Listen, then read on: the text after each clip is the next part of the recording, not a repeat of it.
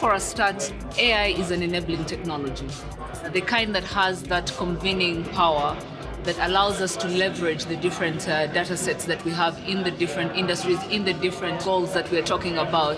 But also it has the potential to be able to leverage data from one goal and use it to create solutions for another goal. And earlier we talked about, if you talk about smart cities solutions, the wealth and amount of data you can collect from all these IoT devices and smart city solutions that we have that are already on the market can help to create solutions that respond to access to quality healthcare, access to quality education, climate action, urbanization and innovation, name it. Many times when I hear concerns around tech, I like to use an analogy of cars. You could choose not to drive a car because you don't want to ever have an accident, or choose to drive a car but do it in such a way that it's secure and you can minimize the risks of having an accident. And so technology is a similar concept if you really look at it in such a simplistic way.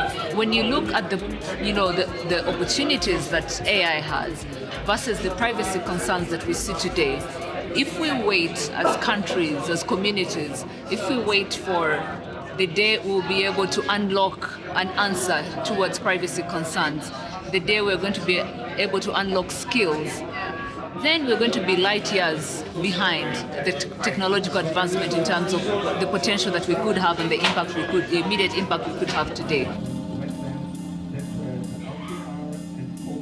One is on the skills part. We believe even before we talk about the potential of technology, it's really sensitizing and creating the digital literacy skills that are required within the society.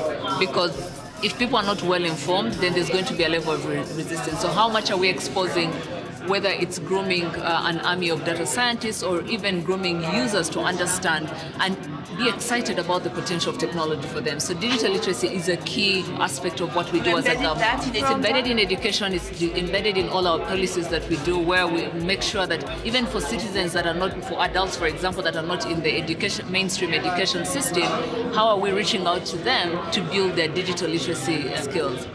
The second thing that we're looking at, of course, as a government and speaking as a policymaker, is making sure that we have agile policies and regulations that can respond to some of these initiatives. And I'll give very practical examples for you to understand. When we had Zipline come to Rwanda, they wanted to use drones to deliver blood to rural areas. Now, did we have regulations in place? No. So we had a choice to either sit and wait for whenever the rest of the world we can all agree and endorse common regulations and policies around drones, or we had to choose to say, what is it that we can do to be able to leverage and harness the potential of this opportunity that is coming to us?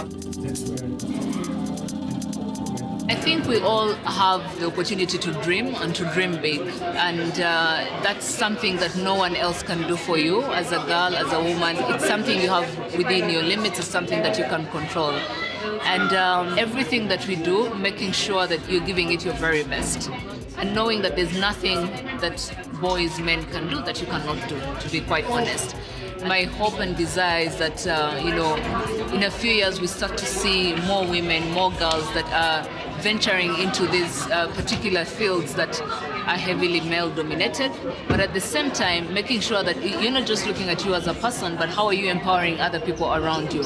Even in my role, I still feel the need to look for young girls that I need to empower, even if it means empowering them to take STEM fields and be excited about it and walking that journey with them.